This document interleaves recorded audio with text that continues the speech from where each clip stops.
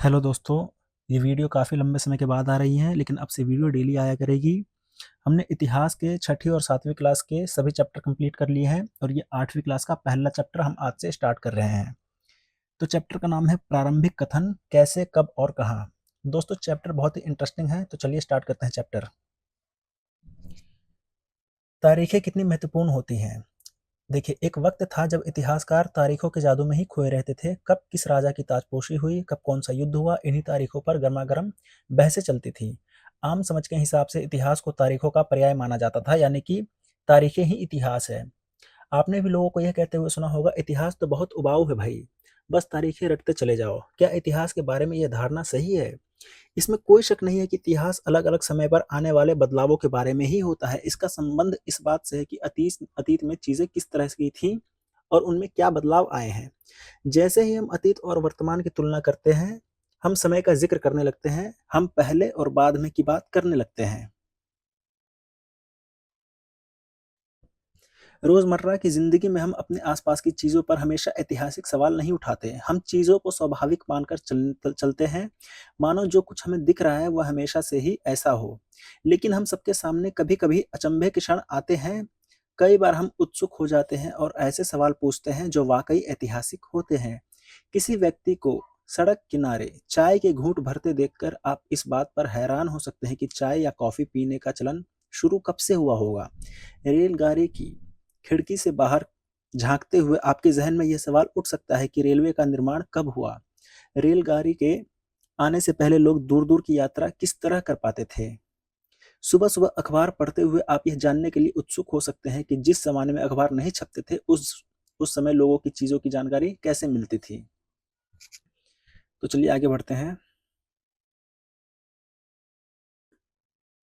ये सारे ऐतिहासिक सवाल हमें समय के बारे में सोचने के लिए प्रेरित कर देते हैं। समय को हमेशा साल या महीनों के पैमाने पर ही नहीं देखा जा सकता। कई बार ऐसी प्रक्रियाओं के लिए कोई तारीख या तय करना वाक़ई गलत होता है, जो एक लंबे समय तक चलती रहती है। भारत में लोगों ने अचानक एक दिन सुबह सवेरे चाय पीना शुरू नहीं कर दिया था। इसका स्वाद धीरे-धीरे ही उनकी ज़बान पर चढ़ा था। इस तरह की प्रक्रियाओं के लिए कोई स्पष्ट तिथि नहीं हो सकती। इसी तरह हम ब्रिटिश शासन की स्थापना के लिए कोई भी एक तिथि नहीं बता सकते। राष्ट्रीय आंदोलन किस दिन शुरू हुआ, या अर्थव्यवस्था या समाज में किस दिन बदलाव आए, ये भी बताना संभव नहीं है। ये सारी चीज़ें एक लंबे समय में घटती हैं। ऐसे में हम सिर्फ एक अवधि की ही बात कर सकते हैं। लगभग एक सही अवधि के बारे में बता सकते हैं जब वे खास बदलाव दिखाई देने शुरू हुए होंगे। तो फिर लोग इतिहास को तारीखों से जोड़कर क्यों देखते हैं? चलिए इस सवाल का जवाब देखते हैं। इस जुड़ाव की एक वजह है, एक समय था जब युद्ध और बड़ी-बड़ी घटनाओं के ब्यौरों को ही इतिहास माना जाता था। यह इतिहास राजाओं, महाराजाओं और उनकी नीतियों के बारे में होता था। इतिहासकार ये लिखते थे कि कौन से साल राजा को ताज पहनाया गया, किस साल उसका विवाह हुआ, किस साल उसके घर में बच्चे पैदा हुआ, कौन से साल उसने कौन सी लड़ाई लड़ी, वह कब मरा और उसके बाद कौन सा शासक गद्दी पर बैठा। इस तरह की घटनाओं के लिए निश्चित तिथि बताई जा सकती है और इस तरह के इतिहासों में तिथियों का महत्व बना रहता है। जैसा कि पिछले 2 साल के इतिहास की किताबों में आपने देखा है, अब इतिहासकार बहुत सारे दूसरे मुद्दों और दूसरे सवालों के बारे में भी लिखने लगे हैं। वे इस बात पर ध्यान देने लगे हैं कि लोग किस तरह अपनी रोज़ी-रोटी चलाते थे, वो क्या पैदा करते थे और क्या खाते थे, शहर कैसे बने और बाज़ार किस तरह फैले, किस तरह रियासतें बनी, नए विचार पनपे और संस्कृति व समाज किस तरह बदले। जैसा कि पिछले 2 सालों के इतिहास की किताब में आपने देखा है, अब इतिहासकार बहुत सारे दूसरे मुद्दों और सवालों के बारे में भी लिखने लगे हैं। वे इस बात पर ध्यान देने लगे हैं कि लोग किस तरह अपनी रोज़ी-रोटी चलाते थे। वे क्या पैदा करते थे और क्या खाते थे, शहर कैसे बने, बाज़ार किस तरह फैले, किस तरह रियासतें बनी, नए विचार पनपे और संस्कृति व समाज किस तरह बदले। चलिए आगे बढ़ते हैं दोस्तों। कौन-सी तारीखें? कुछ तारीखों को महत्वपूर्ण मानने का पैमाना क्या होता है? हम जो तारीखें चुनते हैं, जिन तारीखों के इर्द-गिर्द हम इतिहास की कहानी बुनते हैं या अतीत की कहानी बुनते हैं, वे अपने आप में महत्वपूर्ण नहीं होती। वे इसलिए महत्वपूर्ण हो जाती है क्योंकि हम कुछ खास घटनाओं को महत्वपूर्ण मानकर चलने लगते हैं। अगर अध्ययन का विषय बदल जाता है, अगर हम नए मुद्दों पर ध्यान देने लगते हैं, तो महत्वपूर्ण तारीखें भी बदल जाती हैं। एक उदाहरण पर विचार कीजिए। भारत में ब्रिटिश इतिहासकारों ने जो इतिहास लिखे, उनमें हर एक गवर्नर जनरल का शासनकाल महत्वपूर्ण है। ये इतिहास प्रथम गवर्नर जनरल वॉरेन हेस्टिंग्स के शासन से शुरू होते थे और आखिरी वायसराय लॉर्ड माउंटबेटन के साथ खत्म होते थे। अलग-अलग अध्यायों में हम दूसरे गवर्नर जनरलों Hastings, Wellesley, Bentinck, Dalhousie, Canning, Lawrence, Lytton, Ripon, Curzon, Hardinge, Irwin के बारे में भी पढ़ते हैं। इस इतिहास में गवर्नर जनरलों और वायसरायों का कभी न खत्म होने वाला सिलसिला ही छाया रहता था। इतिहास की इन किताबों में सारी तारीखों का महत्व इन अधिकारियों, उनकी गतिविधियों, नीतियों, उपलब्धियों के आधार पर ही तय होता था। यह ऐसे था मानो इन लोगों के जीवन के बाहर कोई चीजें थी ही नहीं जिसे जानना महत्वपूर्ण हो। इन लोगों के जीवन का क्रम ब्रिटिश भारत के इतिहास में अलग-अलग अध्यायों का विषय बन जाता था। क्या हम इसी दौर के इतिहास को अलग ढंग से नहीं लिख सकते? गवर्नर जनरलों के इस इतिहास के चौखटे से हम भारतीय समाज के विभिन्न समूहों और वर्गों की गतिविधियों पर किस तरह ध्यान दे सकते हैं? जब हम इतिहास या कोई कहानी लिखते हैं, तो उसे टुकड़ों या अध्यायों में बाँट देते हैं। हम ऐसा क्यों करते हैं? ऐसा इसलिए किया जाता है ताकि हर अध्याय में कुछ सामंजस्य रहे। इसका मकसद कहानी को इस तरह सामने लाना होता है कि उसे आसानी से समझा जा सके और याद रखा जा सके। इस प्रक्रिया में हम सिर्फ उन घटनाओं पर जोर देते हैं जो उस कहानी को पेश करने में मददगार होती हैं। जो इतिहास गवर्नर जनरलों के जीवन के इर्द-गिर्द चलता है, उसमें भारतीयों की गतिविधियाँ कोई मायने नहीं रखती। उनके लिए वहाँ कोई जगह नहीं होती, तो फिर क्या किया जाए? ज़ाहिर है हम अपने इतिहास का एक अलग खाका बनाना पड़ेगा। इसका मतलब यह है कि अब तक जिन तिथियों को महत्व ज़्यादा दिया जा रहा था, वह महत्वपूर्ण नहीं रहेंगी। हमारे लिए नई तिथियाँ महत्वपूर्ण हो जाएँगी।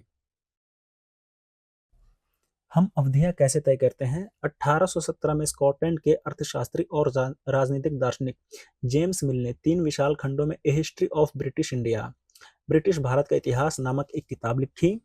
इस किताब में उन्होंने भारत के इतिहास को हिंदू, मुस्लिम और ब्रिटिश इन 3 कालखंडों में बाँटा था। कालखंडों के इस निर्धारण को ज़्यादातर लोगों ने मान भी लिया। क्या आपको भारतीय इतिहास को समझने की इस तरीके में कोई समस्या दिखाई देती है? इतिहास को हम अलग-अलग कालखंडों में बाँटने बाँटने की कोशिश क्यों करते हैं? इसकी भी एक वजह है। हम एक दौर की खासियतों, उसके केंद्रीय तत्वों को पकड़ने की कोशिश करते हैं, इसलिए ऐसे शब्द महत्वपूर्ण हो जाते हैं जिनके सहारे हम समय को बाँटते हैं। ये शब्द अतीत के बारे में हमारे विचारों को दर्शाते हैं, वे हमें बताते हैं कि एक अवधि से दूसरी अवधि के बीच आए बदलावों का क्या महत्व होता है। मिल को लगता था कि सारे एशियाई समाज सभ्यता के मामले में यूरोप से पीछे हैं। इतिहास की उसकी समझदारी ये थी कि भारत में अंग्रेजों के आने से पहले यहाँ हिंदू और मुसलमान तानाशाह का ही राज चलता था। यहाँ चारों ओर केवल धार्मिक बैर, जातिगत बंधनों और अंधविश्वासों का ही बोलबाला था। मिल की राय में ब्रिटिश शासन भारत को सभ्यता की राह पर ले जा सकता था। इस काम के लिए जरूरी था कि भारत में यूरोपीय शिष्टाचार, कला, संस्थानों और कानूनों को लागू किया जाए। मिल ने तो यहाँ तक सुझाव दिया था कि अंग्रेजों को उस भारत के सारे भूभाग पर कब्जा कर लेना चाहिए ताकि भारतीय जनता को ज्ञान और सुखी जीवन प्रदान किया जा सके। उनका मानना था कि अंग्रेजों की मदद के बिना हिंदुस्तान प्रगति नहीं कर सकता। इतिहास की इस धारणा में अंग्रेजी शासन प्रगति और सभ्यता का प्रतीक था।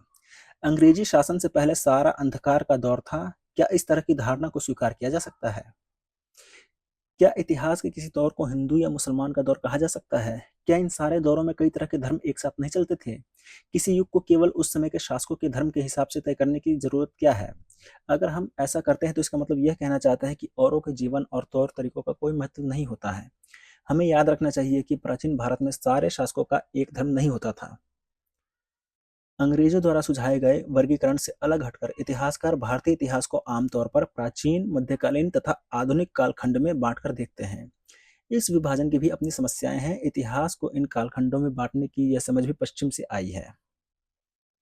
पश्चिम में आधुनिक काल को विज्ञान, तर्क, लोकतंत्र, मुक्ति और समानता जैसी आधुनिकता की ताकतों के विकास का युग माना जाता है। उनके लिए मध्यकालीन समाज में वे समाज थे जहां आधुनिक समाज की ये विशेषताएं नहीं थी।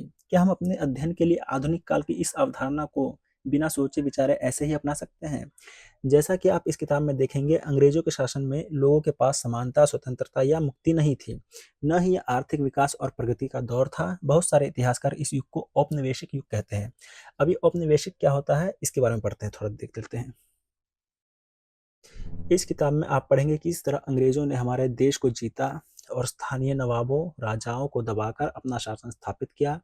आप देखेंगे कि किस तरह उन्होंने अर्थव्यवस्था व समाज पर नियंत्रण स्थापित किया, अपने सारे खर्चों को निपटाने के लिए राजस्व वसूल किया, अपनी ज़रूरत की चीज़ों को सस्ती कीमत पर खरीदा, निर्यात के लिए महत्वपूर्ण फसलें की खेती कराई और इन सारी कोशिशों के कारण क्या बदलाव आए। आप ये भी जानेंगे कि ब्रिटिश शासन के कारण यहाँ के मूल्य, मान्यताओं और पसंद-नापसंद, रीति-रिवाज व तौर-तरीकों में क्या बदलाव आए। जब एक देश पर दूसरे देश के दबदबे से इस तरह के राजनीतिक, आर्थिक, सामाजिक और सांस्कृतिक बदलाव आते हैं, तो इसी प्रक्रिया को औपनिवेशीकरण कहा जाता है। चलिए आगे बढ़ते हैं। लेकिन जल्दी ही आप ये समझ जाएंगे कि सारे वर्ग और समूह इन बदलावों को एक ही ढंग से अनुभव नहीं कर रहे थे, इसलिए इस किताब को हमारे अतीत का नाम दिया गया है। हम किस तरह जानते हैं? भारतीय इतिहास के पिछले 250 साल का इतिहास लिखने के लिए इतिहासकार कौन सा स्रोत का इस्तेमाल करते हैं? आइए जानते हैं इसके बारे में। प्रशासन अभिलेख तैयार करता है। अंग्रेजी शासन द्वारा तैयार किए गए सरकारी रिकॉर्ड्स इतिहासकारों का एक महत्वपूर्ण साधन होते हैं। अंग्रेजों की मान्यता था कि चीज़ों को लिखना बहुत महत्वपूर्ण होता है। उनके लिए हर निर्देश, हर योजना, नीतिगत फैसले, सहमति, जांच को साफ-साफ लिखना जरूरी था। ऐसा करने के बाद चीज़ों को अच्छी तरह अध्ययन किया जा सकता था और उन पर वाद-विवाद किया जा सकता था। इस समझदारी के चलते ज्ञापन, टिप्पणी और प्रतिवेदन पर आधारित शासन की संस्कृति पैदा हुई। अंग्रेजों को यह भी लगता था कि तमाम अहम दस्तावेजों और पत्रों को संभाल कर रखना जरूरी है, लिहाजा उन्होंने सभी शासकीय संस्थानों में अभिलेख कक्ष भी बनवा दिए। तहसील के दफ्तर, कलेक्ट्रेट, कमिश्नर के दफ्तर, प्रांतीय सचिवालय, कचहरी सबके अपने रिकॉर्ड रूम होते थे। महत्वपूर्ण दस्तावेजों को बचाकर रखने के लिए अभिलेखागार या आर्काइव और संग्रहालय जैसे संस्थान भी बनाए गए। 19वीं सदी की शुरुआत में प्रशासन की एक शाखा से दूसरी शाखा के पास भेजे गए पत्रों और ज्ञापनों को आप आज उसी अभिलेखागारों में देख सकते हैं। वहां आप जिला अधिकारियों द्वारा तैयार किए गए नोट्स और रिपोर्ट्स पढ़ सकते हैं या ऊपर बैठे अफसरों द्वारा प्रांतीय अधिकारियों को भेजे गए निर्देश और सुझाव को देख सकते हैं। 19वीं सदी के शुरुआती सालों में इन दस्तावेजों की सावधानीपूर्वक नकलें बनाई जाती थी। ये एक चित्र है, इसको देखते हैं। ये भारतीय राष्ट्रीय अभिलेखागार है जो 1920 के दशक में बनाया गया। जब नई दिल्ली का निर्माण हुआ तो राष्ट्रीय संग्रहालय और राष्ट्रीय अभिलेखागार दोनों ही वायसराय के निवास के नजदीक बनाए गए थे। इससे ये पता चलता है कि अंग्रेजों की सोच में इन संस्थानों का कितना भारी महत्व था। चलिए आगे बढ़ते हैं। अब जो इन रिपोर्टों को बनाते थे उन्हें खुशनवीसी के माहिर लिखते थे। खुशनवीसी या सुलेखनवीस ऐसे लोग होते हैं जो बहुत सुंदर ढंग से चीज़ों को लिखते हैं। 19वीं सदी के मध्य तक छपाई तकनीक भी फैलने लगी थी। इस तकनीक के सहारे अब प्रत्येक सरकारी विभाग की इकाई कार्रवाइयाँ के दस्तावेजों की कई प्रतियां बनाई जाने लगी थी। सर्वेक्षण का बढ़ता महत्व। औपनिवेशिक शासन के दौरान सर्वेक्षण का चलन भी महत्वपूर्ण होता चला गया। अंग्रेजों का विश्वास था कि किसी देश पर अच्छी तरह शासन चलाने के लिए उसको सही ढंग से जानना जरूरी होता है। 19वीं सदी के शुरुआत तक पूरे देश का नक्शा तैयार करने के लिए बड़े-बड़े सर्वेक्षण किए जाने लगे। गाँवों में राजस्व सर्वेक्षण किए गए। इन सर्वेक्षणों में धरती की सतह, मिट्टी की गुणवत्ता, वहां मिलने वाले पेड़ पौधों और जीव जंतु तथा स्थानीय इतिहासों वस्तु को पता लगाया जाता था। अंग्रेजों की राय में किसी इलाके का शासन चलाने के लिए इन सारी बातों को जानना जरूरी था। 19वीं सदी के आखिर से हर 10 साल में जनगणना भी की जाने लगी। जनगणना के जरिए भारत के सभी प्रांत में रहने वाले लोगों की संख्या, उसकी जाति, इलाके और व्यवसाय के बारे में जानकारी इकट्ठा की जाती थी। इसके अलावा वानस्पतिक सर्वेक्षण, प्राणी वैज्ञानिक सर्वेक्षण, पुरातत्व सर्वेक्षण, मानव शास्त्रीय सर्वेक्षण, वन सर्वेक्षण आदि कई दूसरे सर्वेक्षण भी करवाए जाते थे। अब ये जो रिकॉर्ड्स होते हैं, इनके सरकारी रिकॉर्ड्स होते हैं, इनसे क्या-क्या पता नहीं लगाया जा सकता है। अब इसके बारे में पढ़ते हैं। रिकॉर्ड्स के इस विशाल भंडार से हमको बहुत कुछ पता लगा सकते हैं, फिर भी इस बात को नज़रअंदाज नहीं किया जा सकता, ये सारे सरकारी रिकॉर्ड्स हैं। अब देखिए, इसमें कहा जा रहा है कि बहुत कुछ पता तो लगा सकते हैं, लेकिन ये सरकारी रिकॉर्ड्स हैं, तो इसमें वैसी ही चीज़ें हमें पता लग सकती हैं जो कि सरकार चाहता था। लेकिन इसमें आम आदमी या कोई गरीब क्या सोचता था, कैसा अनुभव करता था, उसमें हमें इसके बारे में कोई जानकारी नहीं मिलती है। तो चलिए आगे बढ़ते हैं।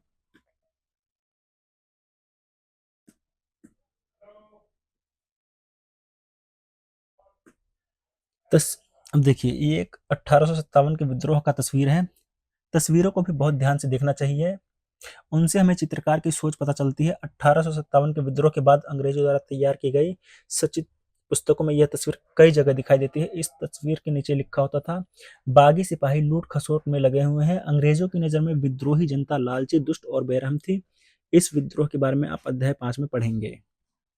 इनसे हमें ये पता चलता है कि सरकारी अफसर क्या सोचते थे, उनकी दिलचस्पी किन चीज़ों में थी और बाद बाद के लिए वे किन चीज़ों को बचाए रखना चाहते थे। इन रिकॉर्ड से हमें ये समझने में हमेशा मदद नहीं मिलती कि देश के दूसरे लोग क्या महसूस करते थे और उनकी कार्रवाइयों की क्या वजह थी। इन सब बातों को जानने के लिए हमें कहीं और देखना होगा। जब हम ऐसे दूसरे स्रोतों की तलाश में निकलते हैं तो उनकी भी कोई कमी नहीं रहती। लेकिन सरकारी रिकॉर्ड्स के मुकाबले उन्हें ढूंढना जरा मुश्किल साबित होता है। इस लिहाज से लोगों की डायरियाँ, तीर्थ यात्राओं और यात्रियों के संस्मरण, महत्वपूर्ण लोगों की आत्मकथाएं और स्थानीय बाजारों में बिकने वाली लोकप्रिय पुस्तिकाएं महत्वपूर्ण हो जाती हैं। जैसे-जैसे छपाई की तकनीक फैली, अखबार छपने लगे और विभिन्न मुद्दों पर जनता में बहस भी होने लगी, नेताओं और सुधारकों ने अपने-अपने विचारों को फैलाने के लिए लिखा, कवियों और उपन्यासकारों ने अपनी भावना को व्यक्त करने के लिए लिखा, लेकिन ये सारे स्रोत उन लोगों ने रचे हैं जो पढ़ना-लिखना जानते थे। इनसे हम ये पता नहीं लगा सकते कि आदिवासी और किसान, खदानों में काम करने वाले मजदूर या सड़क पर ज़िंदगी गुज़रने वाले गरीब किस तरह के अनुभव से गुज़र रहे थे। अगर हम थोड़ी कोशिश और करें तो इन सब के बारे में भी जान सकते हैं। जैसे-जैसे इस किताब में हम आगे पढ़ेंगे, आपको यानी कि हमें ये बात समझ में आने लगेगी। तो चलिए चैप्टर खत्म होता है, अगला चैप्टर कल स्टार्ट करते हैं।